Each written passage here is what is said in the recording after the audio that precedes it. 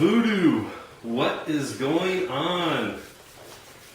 Alright, I thought about stealing your tagline, but yeah, welcome my friends of the interwebs.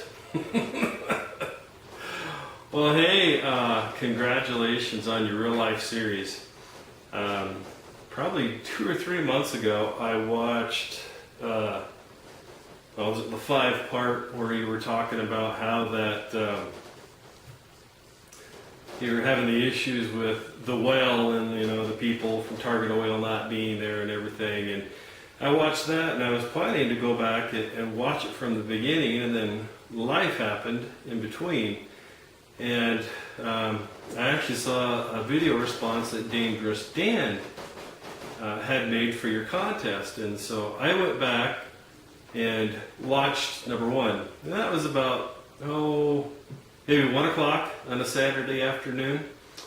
Long story short, at about 8 o'clock that night, I had watched all the way through all of them, and man, that is some good stuff. Oh man, the things you've been through, my brother. I guess, as they say, the things that won't kill you will only make you stronger.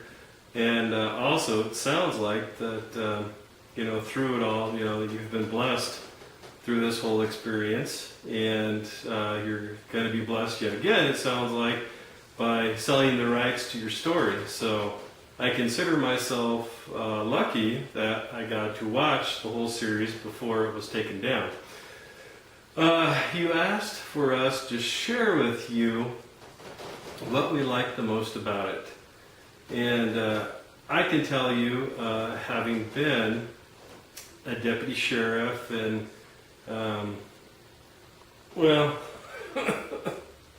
let's just say Mountain West, because there's not a lot of people that live, in these areas, and so it'd be easy to, let's just draw conclusions. But used to be a deputy sheriff, and ended up getting out in law enforcement. And unfortunately, because of Super Trooper and people like Super Trooper, it just really made it a work environment that I didn't want to be in, didn't want to be around it. Just to kind of give you an idea, maybe a year and a half after I had enough and I resigned, the undersheriff was brought up on charges.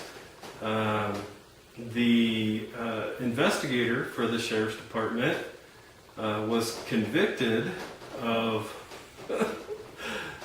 drug trafficking, and one of the dispatchers was convicted for not only drug trafficking, but she was also, feeding information to the drug runners, because she was a dispatcher, so she kind of knew where everyone was at when they were there and whatnot. And needless to say, the gentleman that was the sheriff, and actually I think the sheriff himself was a pretty good guy.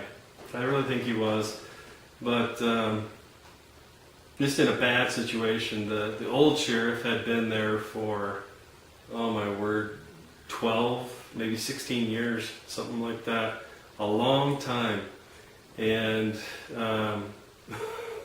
the trash needed to be taken out, and we'll just kind of leave it at that. But it eventually ended up happening. So I could definitely empathize with you on your situation with Super Trooper.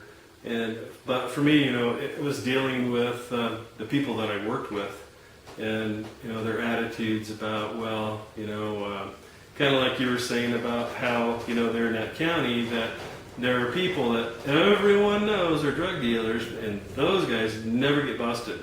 But if someone new comes to town, or if there's some new player, they get shut down pretty fast. Or when the election comes up, then they start busting these new people, or the small fries, things like that. But, the people that are at the top, and everyone knows that it's them, nothing ever happens to them. And I can definitely empathize with you there, brother. Well, MadBadVoodo, congratulations on the success of your story. And like I said, I consider myself lucky and blessed to have been able to watch the whole video series, and hopefully it'll get made into a book or a movie or something like that, and we can all sit down and watch it at some point. Well, again, this is Fletch, and with the Big Sky Tactical Channel, and congratulations. And if I win, that'd be great, but if not, I still consider myself lucky and blessed just to excuse me, just to have been able to be a part of this. So thanks again, MadBadVoodo, and I wish you all the best in your coming endeavors.